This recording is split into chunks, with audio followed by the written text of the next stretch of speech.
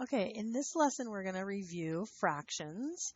So the very first thing is simplifying fractions. Now, one thing I did give out was this fraction sheet that has basically a description here of what fractions look like.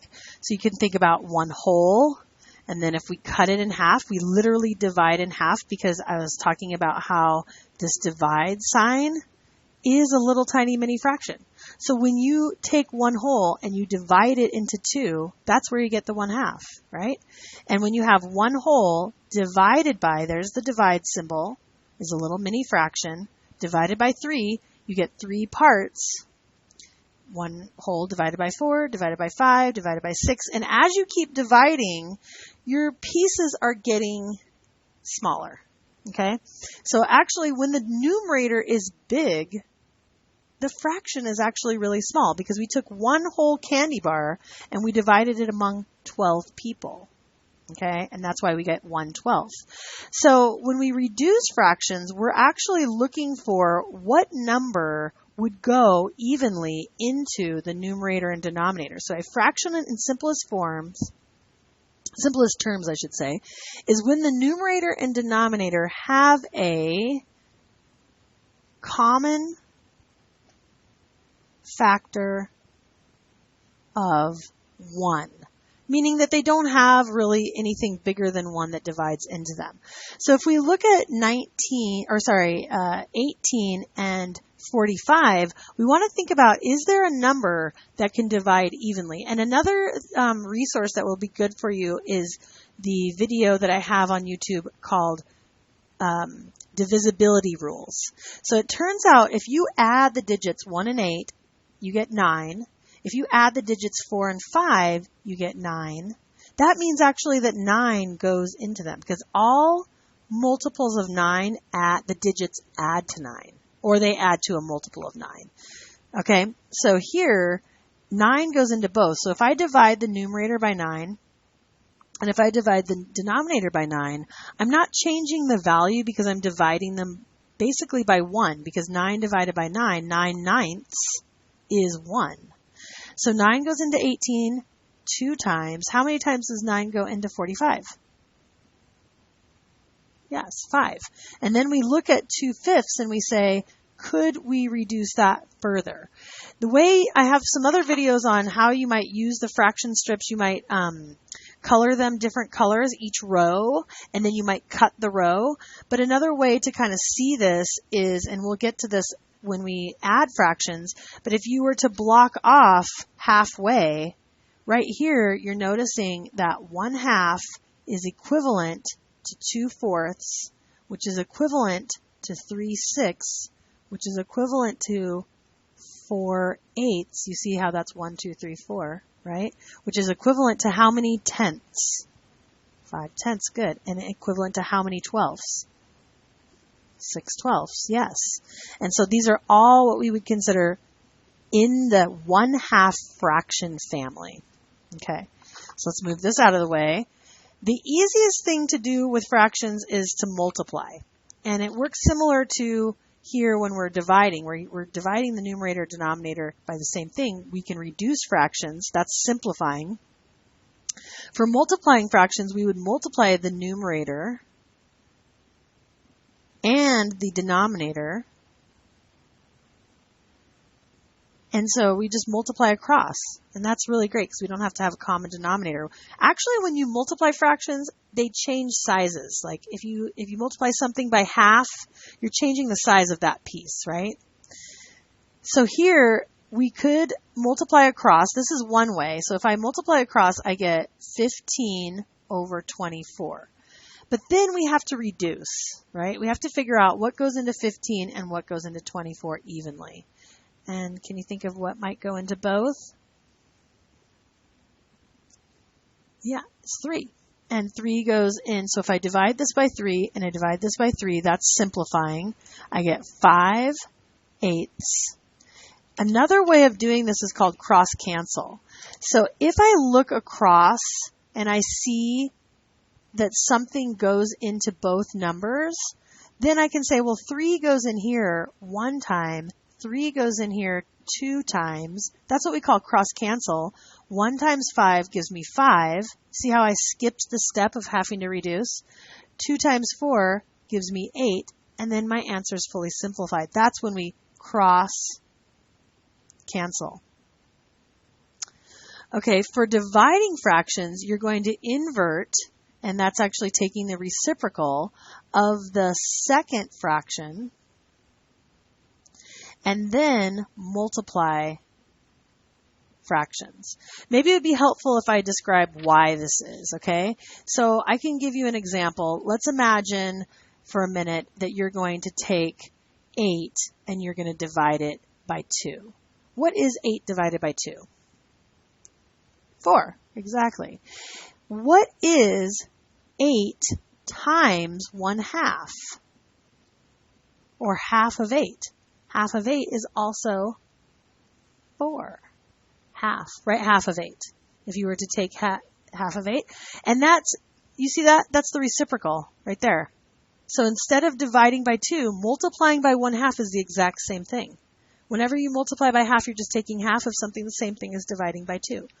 Okay, so if we apply that here, if I have 3/4, I'm going to multiply by the reciprocal.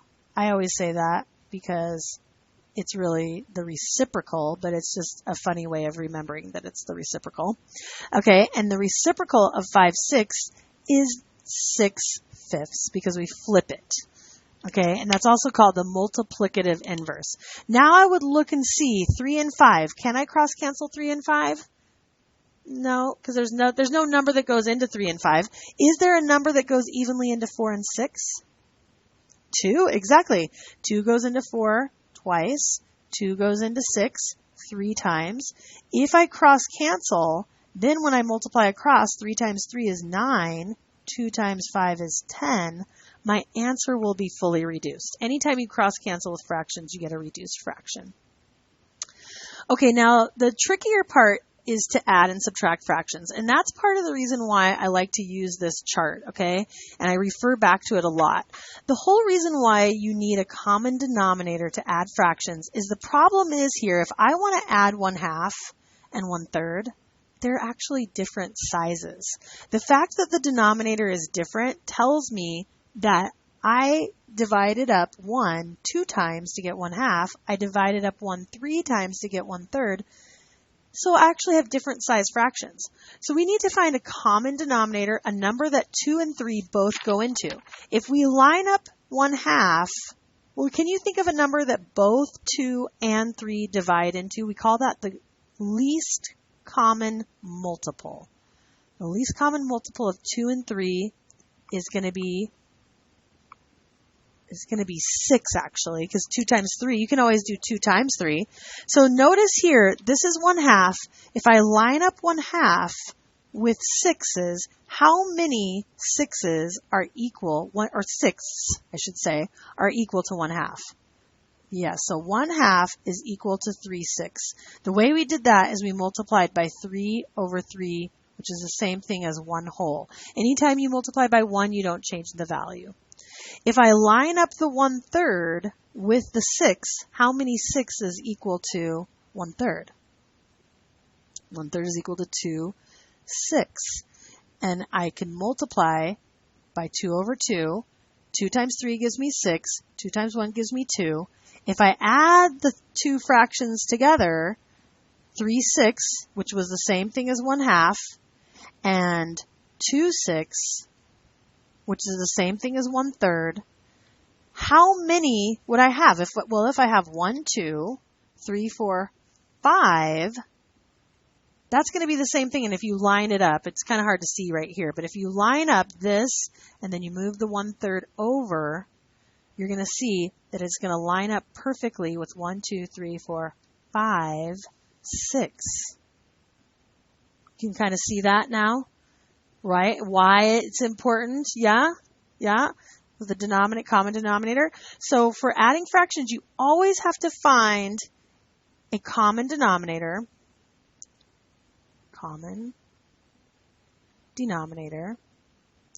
And this is, again, you think about the word denominator. It sounds like denomination. It's kind of like your money, you know, and you think about the denominator. The denominator is the size of the piece, because we were talking about if the denominator is big, the piece itself is very small, right? Because it was divided up 12 times. So you find a common denominator in order to be able to add and subtract the same size pieces, and then you're going to rewrite the fraction with the denominator, with this denominator, and add only the numerators. Because the numerator sounds like number, the numerator tells you how many pieces you have. Okay, so let's try this for 4 and 6. 4 and 6, if we find there's lots of ways to find the common denominator, but maybe you might use the times table chart. And did you get 12? 12, perfect. And actually 12 is great because 12 is on our chart as well. So here's 1/4, and it lines up exactly with, I'm going to use a different sheet of paper now. 1/4 lines up with how many twelfths? 3/12, yep. 1/4 is equal to 3/12. And to do that mathematically, we would multiply by 3/3. 1/6 lines up with how many twelfths? 2 twelfths, good.